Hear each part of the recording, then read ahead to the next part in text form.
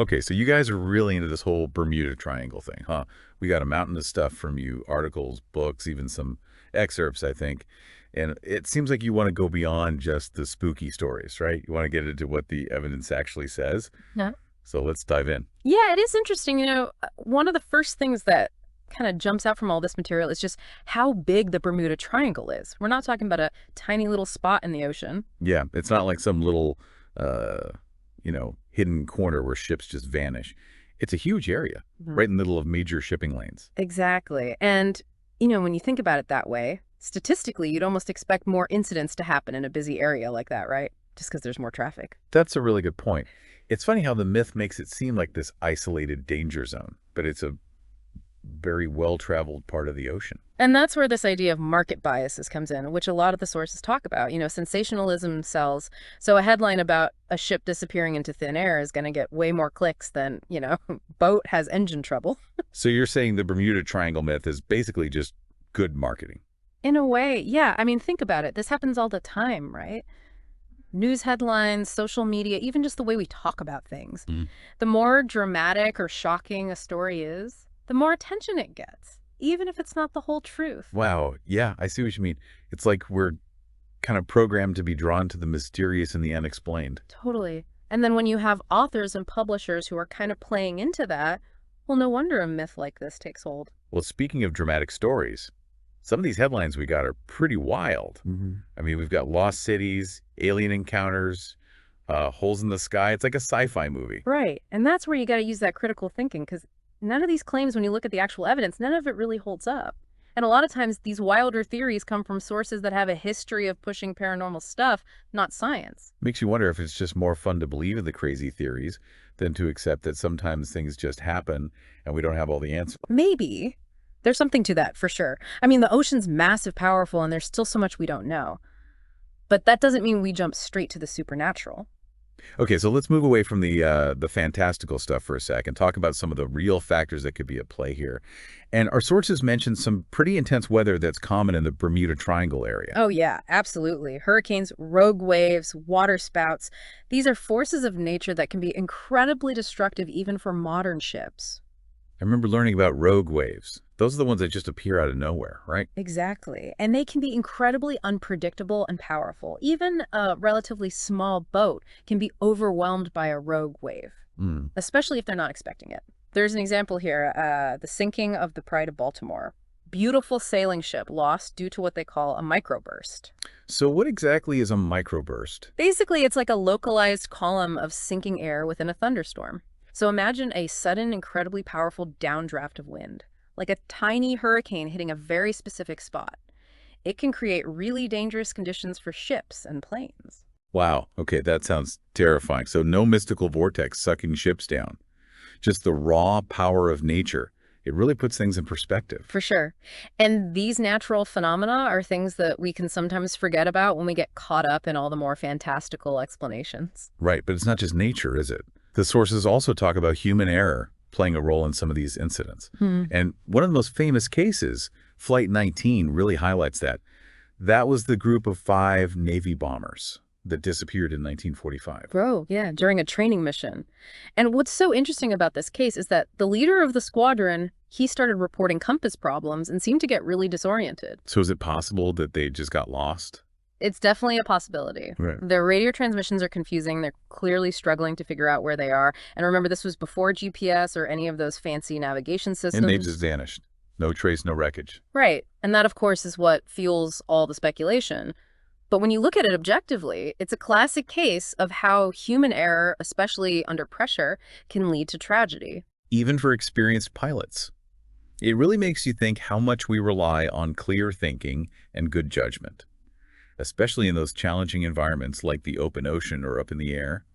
But wait, I remember something about a theory with methane, something about bubbles. Ah, yes, the methane hydrate theory. This is where things get a bit more scientifically interesting. Okay, so tell me more about this. How could methane bubbles cause ships to sink? So methane hydrates are like these ice-like structures. They form on the ocean floor and they trap huge amounts of methane gas.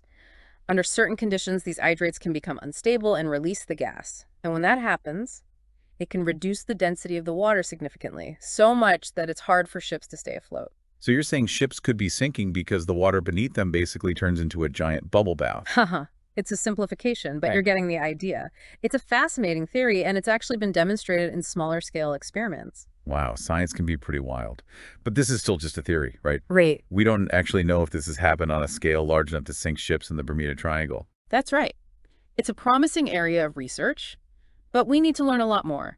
And even if it's proven, it might not explain all the disappearances in the Bermuda Triangle. There could be multiple factors at play. Okay, so we've got powerful weather, human error, and maybe even exploding bubbles. What about all those ships that supposedly just went missing, never to be seen again? That's got to be evidence of something more mysterious, right? So before we jump to conclusions, there's a crucial piece of information we need to consider.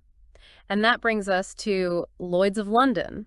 Lloyd's of London. What do they have to do with the Bermuda Triangle? They're one of the world's largest insurance markets. They've been insuring ships and cargo for centuries. Right. And here's the thing, Lloyd's of London has stated publicly that the Bermuda Triangle is not statistically more dangerous than any other busy shipping route. Hold on. So if the people who are literally in the business of assessing risk aren't worried about the Bermuda Triangle, doesn't that tell us something? It certainly suggests that the reality might be very different from the myth. Okay, I'm starting to see the bigger picture here. But before we move on, let's do a quick myth-busting round. Our sources mentioned all kinds of crazy theories about the Bermuda Triangle. Atlantis, time warps, holes in the sky. Where do these ideas even come from? Well, as we've said, sensationalism plays a big role. But let's break down a few of these. The idea of Atlantis being connected to the Bermuda Triangle, pure speculation, no credible evidence at all. What about time warps? Those are always popular in sci-fi. Yeah, but again, there's zero scientific basis for time warps existing, let alone happening in the Bermuda Triangle. Okay, and those holes in the sky. I thought I heard something about magnetic anomalies. Right, so magnetic anomalies do exist, but they're not some kind of portal to another dimension. They're just variations in the Earth's magnetic field, and navigators know how to deal with them. So if the Bermuda Triangle was really a magnetic death trap, wouldn't we have figured that out by now? Exactly. Ships and planes have been crossing the Bermuda Triangle for centuries. And while there have been incidents, there's nothing to suggest they happen any more often than in other parts of the ocean. Okay, what about the Bimini Road? Some people think that's proof of Atlantis, right? Nope. Geologists have studied the Bimini Road extensively. It's a natural rock formation, nothing more. All right, so we've debunked a few of the more outlandish claims. I'm guessing there's still some genuine mysteries about the Bermuda Triangle, though. Cases that even the experts can't explain. Oh, absolutely. There are. And those are the ones that really keep us coming back. Well, let's hear about those then. Give me the details on some of those unsolved mysteries. You know, when we talk about those unexplained incidents, one that really sticks out is the case of the USS Cyclops. Oh, the Cyclops. Yeah. Wasn't that a huge Navy cargo ship? Disappeared back in 1918, I think. That's right. Yeah, over 300 people on board vanished without a trace while sailing from the West Indies to Baltimore. It's one of the biggest losses of life connected to the Bermuda Triangle, and it really kind of cemented that whole spooky reputation. 300 people. That's Just, I mean, it's hard to imagine what those families must have gone through, not knowing what happened. Absolutely. And you got to remember the historical context, too. This was during World War I.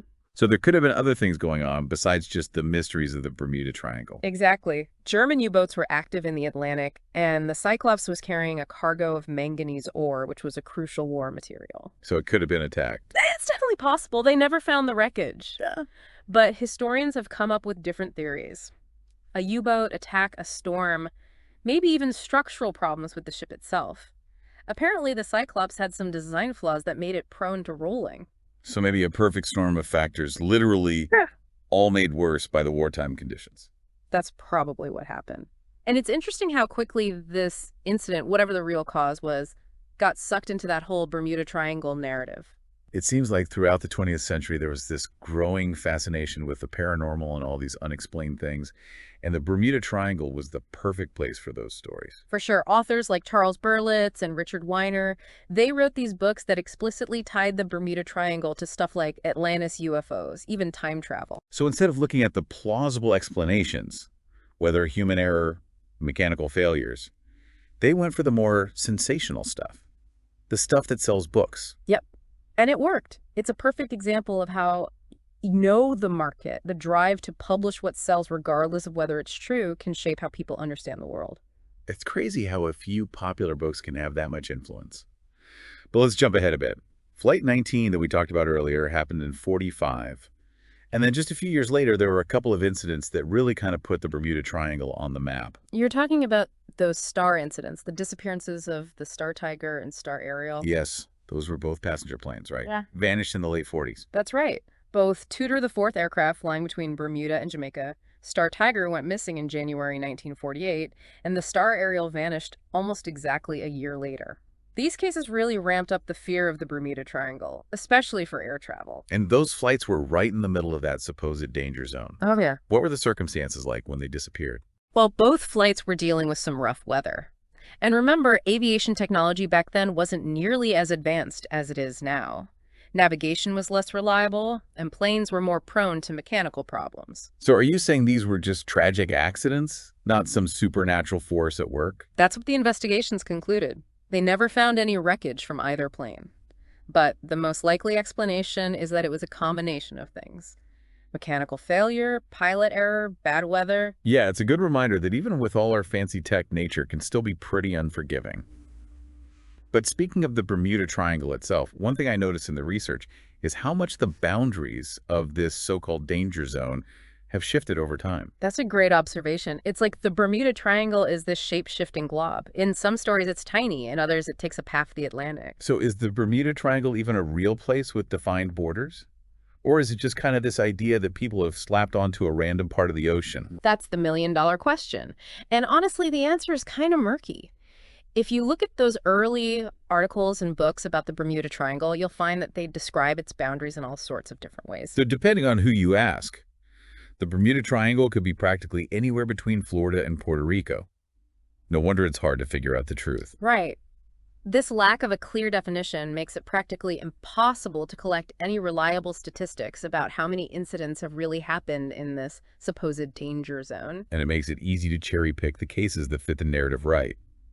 If you want to make the Bermuda Triangle seem super scary, just expand the boundaries to include a bunch more shipwrecks and disappearances. Totally. It's classic selective storytelling. You get a distorted picture of reality. And this is something to keep in mind, not just for the Bermuda Triangle, but for any kind of information we encounter. So shifting boundaries, sensationalism, a focus on the spooky over the scientific credits. What are some other ways that this myth has been kept alive? Well, one thing our sources point out is how some of these accounts, they downplay or even completely ignore the role of weather. Like, they'll talk about a ship vanishing, but not mention that there was a hurricane going on at the same time. Precisely. Or they might blame a sinking on unknown forces while conveniently forgetting to mention that the area is notorious for rogue waves. It's like they're leaving out crucial information on purpose to make the story more mysterious. It's definitely a pattern you see when you look at how the Bermuda Triangle has been portrayed over time. But what about the research? Haven't there been serious investigations into the Bermuda Triangle? There have been, but even in the research, you find examples of what you might call sloppy science, using incomplete data, exaggerating numbers to make the triangle seem more dangerous, even just failing to check basic facts. So bad data exaggeration, omission of key details, sounds like the perfect recipe for a good myth. Pretty much. And this is where critical thinking is so important. It's not about dismissing everything about the Bermuda Triangle as bogus. It's about approaching the information with a healthy dose of skepticism, looking for solid evidence, and considering different perspectives. We need to be more like Lloyd's of London. Those insurance folks who don't buy into the hype, they're looking at the data, not the drama. Exactly. And that's the mindset we should all try to have, whether we're investigating the Bermuda Triangle or just trying to understand the world around us. Okay, so we've debunked some myths, talked about the role of sensationalism and bad data, but there's still that question. Are there ANY truly unexplained incidents in the Bermuda Triangle? Cases that even the biggest skeptics can't fully explain. You know what? There are, and those are the cases that keep us fascinated. All right, let's hear about them then. What are some of these unsolved mysteries? All right, so let's dive into some of these really strange cases that have kind of fueled that whole Bermuda Triangle legend. And one that really jumped out at me in the research was the disappearance of the NC-16002. Oh yeah, the NC-16002? That was a DC-3 passenger plane. Right. Vanished on its way from San Juan, Puerto Rico to Miami back in December 48? Yeah, December of 48. And this case is still a head-scratcher for investigators. What makes this case so different from all the others we've talked about? It seems like there were a lot of planes and ships disappearing around that time. Well, there are a few things that make this one particularly weird. For one, the weather at the time was apparently pretty good. No major storms in the area. So we could probably rule out a sudden storm or a hurricane taking the plane down. Yeah, that seems unlikely. And there were some minor mechanical issues reported before takeoff, but nothing that should have caused a major failure. And they never found any wreckage. Not a single piece. Nope. Despite a ton of searching, no trace of the NC-16002 or any of the passengers was ever found. And then there's the radio transmissions from the flight. That adds a whole other layer of mystery. Oh.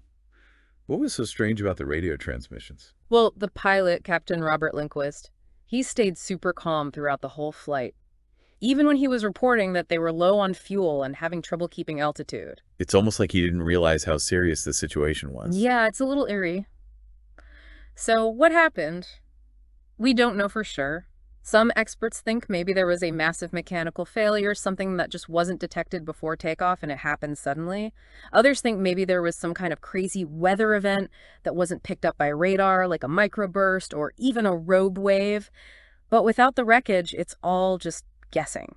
It's kind of wild to think that even now, with all our technology, we still have these incidents that we just can't explain. It's like there's a piece missing from the puzzle. And that's what keeps drawing us back to these mysteries, isn't it? Trying to understand, trying to find that missing piece. For sure.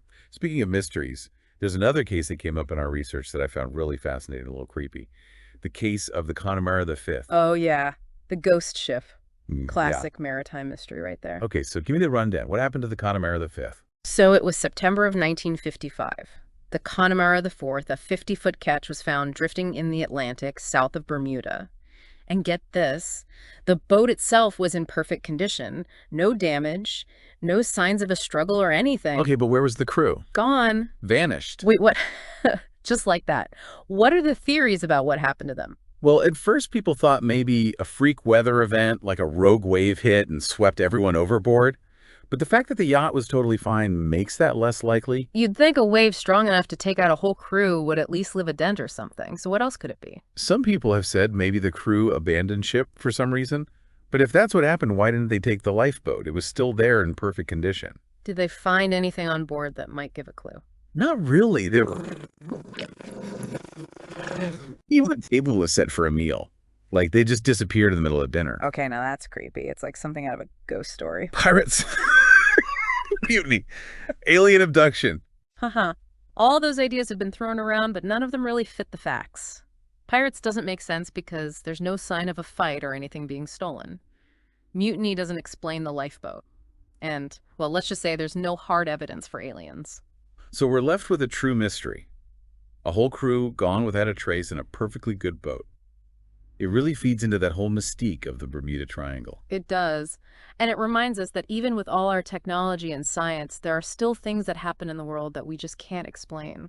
Yeah, and maybe that's okay. Maybe a little mystery is good for the soul. But it's important to remember that just because we can't explain something doesn't mean it has to be supernatural. Exactly. We need to use our heads, especially with stuff like the Bermuda Triangle. Question what we're told, look for evidence, and consider all sides of the story. Couldn't agree more. That's a great takeaway from this whole deep dive, I think. We've looked at the history of the Bermuda Triangle, we've busted some myths, and we've dug into some seriously strange cases. But in the end, it's up to each of us to decide what we believe. Absolutely. And to do that with a healthy dose of skepticism and an open mind. Well put. So to our listener, thanks for sending us down this rabbit hole of Bermuda Triangle mysteries.